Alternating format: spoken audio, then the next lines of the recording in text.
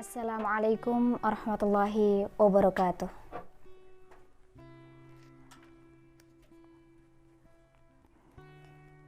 A'udzu billahi minasy syaithanir rajim.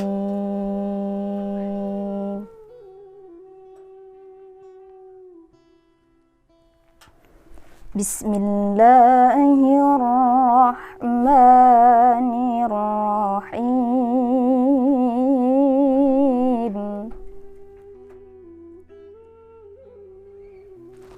Wa minan nasi man ya'budullaha ala harf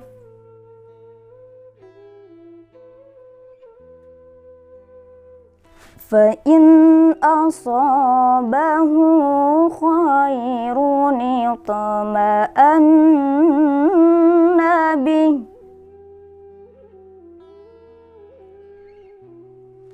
wa in asabathu fitnatun qalaba ala wajhihi khasirat dunya wal akhirah dzalika huwal khusranul mubin.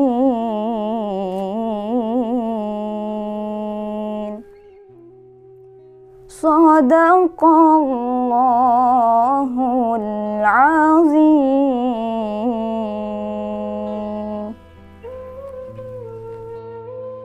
Ibnu Abbas radhiyallahu ta'ala anhu pernah menceritakan, dahulu ada orang-orang yang datang kepada Rasulullah SAW untuk menyampaikan keimanan mereka, menyatakan di hadapan Rasulullah SAW secara langsung. Kemudian mereka akan pulang kepada kampung halaman mereka dan mereka akan melihat apakah Islam yang sudah mereka nyatakan di hadapan Rasulullah SAW menyebabkan keuntungan bagi mereka secara duniawi ataukah tidak. Apabila setelah mereka menyatakan keimanan di hadapan Rasulullah SAW, kemudian mereka pulang ke kampung halaman mereka, mereka dapati ternak-ternak semakin banyak, pertanian mereka sukses panennya, dan banyak anak-anak laki yang lahir, maka mereka akan mengatakan, inna dinana hadha la salihun fatamassaku bih. Mereka mengatakan sesungguhnya agama ini adalah agama yang baik, maka berpegang teguhlah dengannya.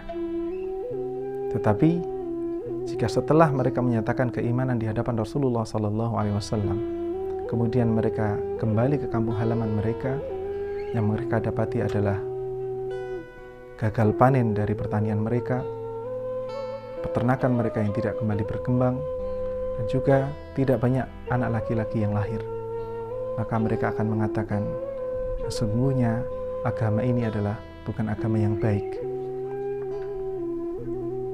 Allah Subhanahu wa Ta'ala menceritakan kisah ini, diabadikan dalam Al-Quran, dan firman-Nya, a'udzu billahi minasyaitonir rajim, wa minan nasi may ya'budullaha ala harf. Dan di antara manusia ada orang-orang yang beribadah kepada Allah Subhanahu wa Ta'ala hanya di pinggiran saja. Fa in asabahu khairun itma'anna bih. Jika mereka mendapatkan keuntungan, mendapatkan ketenangan atas keislaman mereka, mendapatkan manfaat duniawi atas keislaman mereka, itma'anna bih. Mereka akan tenang dan nyaman dengan Islam. Wa in asabathu fitnatun inqalaba ala wajhihi. Akan tetapi, jika setelah keimanan mereka nyatakan di hadapan Rasulullah SAW, yang mereka dapatkan justru sebaliknya.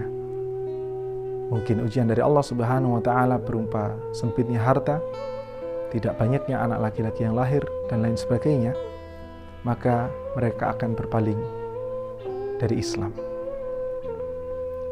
Tentu kita semua tidak mau digolongkan oleh Allah Subhanahu wa Ta'ala seperti ayat ini. Namun, apakah begitu kenyataannya? Betapa sering kita dapati diri kita sendiri pada keadaan di mana semakin kita memegang teguh ajaran agama, justru Allah Subhanahu wa Ta'ala berikan kepada kita ujian kesempitan, di mana seseorang yang dahulu mungkin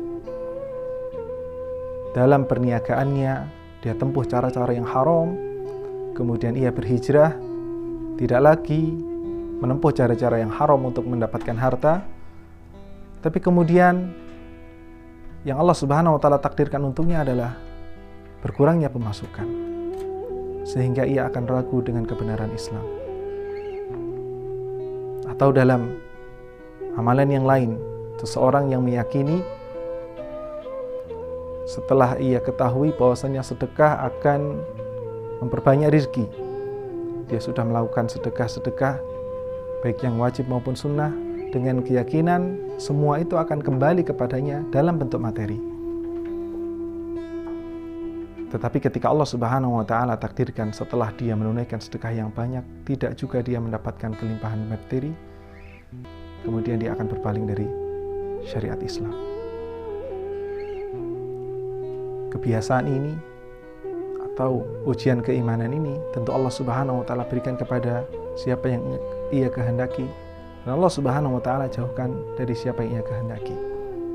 Seharusnya seseorang berislam mentaati syariat bukan untuk semata-mata mendapatkan keuntungan duniawi, tetapi seharusnya seseorang menyatakan keimanan, siap melaksanakan syariat, ia berhijrah dari yang buruk menuju kepada yang baik, semata-mata untuk mendapatkan keridhaan Allah Subhanahu wa Ta'ala dan dijauhkan dari azab neraka.